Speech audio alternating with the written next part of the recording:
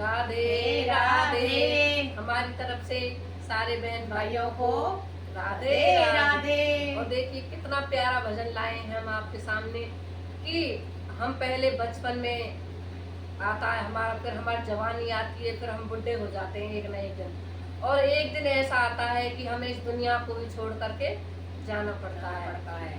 और देखिए हम कितनी वो करते हैं, मकान बनाते हैं, गहने बनवाते हैं, और लेकिन एक दिन हम सबको छोड़ के यहीं चले जाते हैं। तो इस प्रकार से एक बहुत ही प्यारा भजन है, एक बुढ़िया माई के ऊपर हम सुनाएंगे कि किस प्रकार से मरने के बाद कोई किस प्रकार से रोता है, सच्चा झूठा, वो हम सुनाएंगे इस भजन के माध्यम से।